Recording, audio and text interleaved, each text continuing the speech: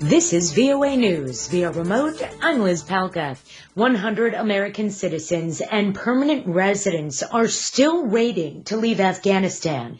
And according to the State Department Monday, the biggest hurdle to their evacuation remains the unpredictability of the Taliban. A senior State Department official told reporters during a background briefing the Taliban controls who is allowed to depart. The official also said the absence of regular air service makes evacuations difficult. The State Department said its officials are in regular communication with private groups chartering their own evacuation flights from the country and also in communication with the Taliban, consistently working to negotiate the safe departure of Americans. The prosecutor at the International Criminal Court in The Hague asked the tribunal for permission to resume a war crimes investigation. The investigation would look into actions of the Taliban and Islamic State Khorasan in Afghanistan. The ICC had spent 15 years investigating alleged war crimes in war-torn Afghanistan. The probe was put on hold a year ago by the U.S.-backed Afghan government. The ICC judges will now consider the prosecutor's request. Investigators had been examining alleged crimes by all sides in the conflict, including U.S. forces, Afghan government troops, and Taliban fighters. The party that narrowly beat outgoing German Chancellor Angela Merkel's bloc is pushing for a quick agreement on a coalition government. But Europe's biggest economy could still be in for weeks of uncertainty after an election that failed to set a clear direction. Olaf Scholz of the center-left Social Democrats called for the center-right Union bloc to go into opposition on Monday. This is VOA News. U.S. President Joe Biden received a COVID-19 vaccine booster shot Monday. His booster comes days after his administration approved a third shot of Pfizer's vaccine for certain populations.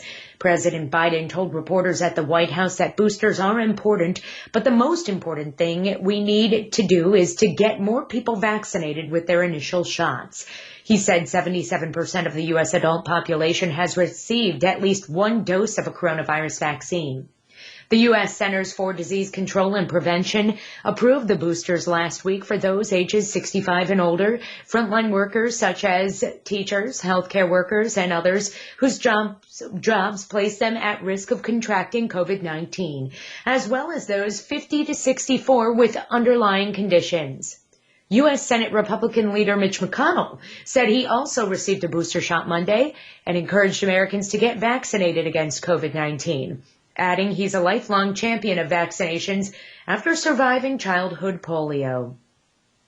The Biden administration has released a plan to shield hundreds of thousands of immigrants who came to the United States as young children from deportation. It is the latest maneuver in a long-running drama over the legality of the Deferred Action for Childhood Arrivals program.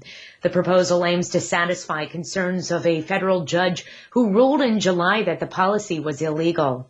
It takes on heightened importance as prospects for legislation have dimmed.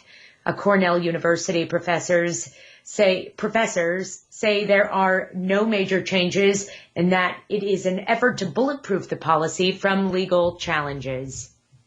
The lead judge investigating last year's massive blast in Beirut's port suspended his work in the case on Monday.